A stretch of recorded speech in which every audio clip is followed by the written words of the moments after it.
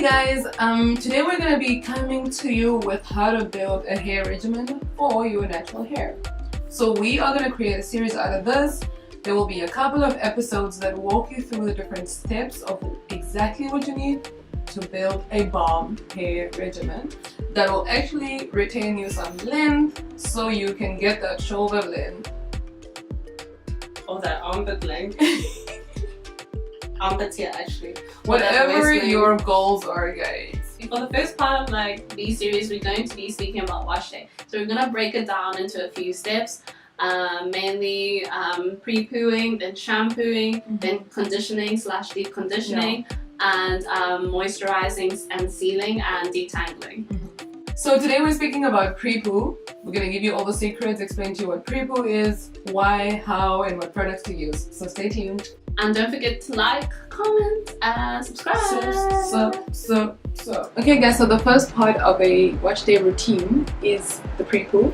So pre-pooing is basically what it's beneficial for is forming a protective layer around your strands. And this is important because a wash day routine involves a lot of manipulation. It involves shampooing, which strips your hair off of its moisture and off of its oils. So what you're doing is basically offering your hair another protective layer of oils so that when the stripping comes, your natural oils are still intact. Okay, so this step is particularly important for those of us that have high porosity hair and whose hair strands are very thin.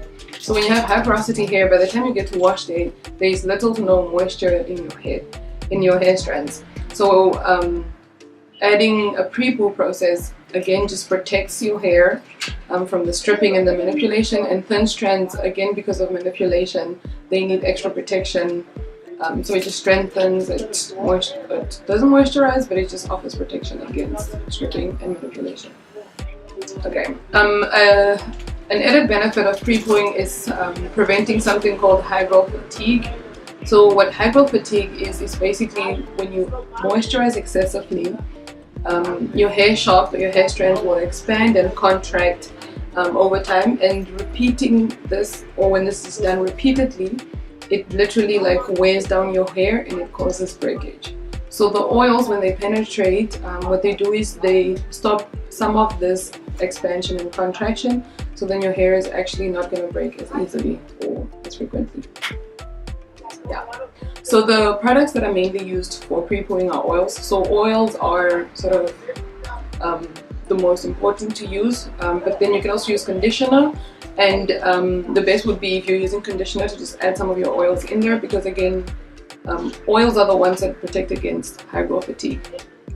But you can also add other products if you wanted to. You can add things like honey, you can add avocado, banana, but just make sure that your oils are still in there because they are the base of a good pre-poo.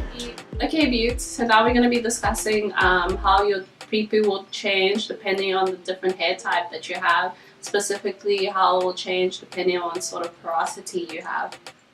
So for example, I have high porosity hair, as we established in our previous video. If you didn't have a chance to look at that, we're going to link it in the description, and there should be an iCard right now, and it will also be at the end of this video. That way you can also determine what your hair porosity is, and then you can join us on our journey as we build a hair regimen. So like I said, I have high porosity hair. This means that my hair absorbs and loses moisture very easily. So by the time I have to do my wash day, I want to really, by this point I have very little moisture. So I want to coat my hair with oils to basically protect it from the stripping that I'm about to do with the shampooing and then the manipulation as well. So I would say pre-poo is very important if you are high porosity. So incorporate that for sure. How's yours different? Yeah.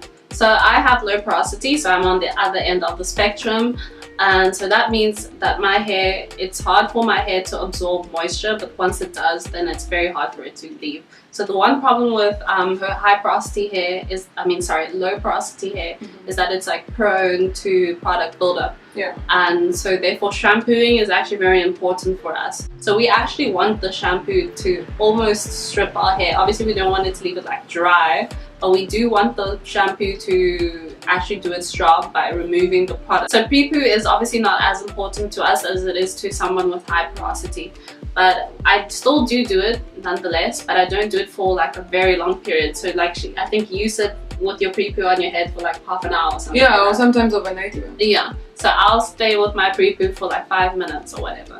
So yeah, we don't want to, as a low porosity girl, we don't want to overdo pre-pooing. We just want to keep it there just for like some added moisture, because obviously, but as Sherilyn said, by the time you get to your wash day, then your hair, that pre-poo will help you get that extra added moisture before you manipulate it. Yeah. So to summarize, pre-poo, you're forming a shield around your strand. Strengthen. If you're high porosity, as a must do. If you're low porosity, do it, but not as frequently. And you don't have to sit with pre-poo as long. And the important products for pre-poo: oil, oil, oil. Okay, beauties, thank you very much for staying with us until this point, and we hope that was informative and that you actually enjoyed it and learned something. Let us know in the comments what you do with your pre-poo, if you pre-poo or not, what sort of products do you like using. And also in our next video we'll actually be talking about the next step of wash day, which is shampooing, so stay tuned for that, and we'll see you then. Bye.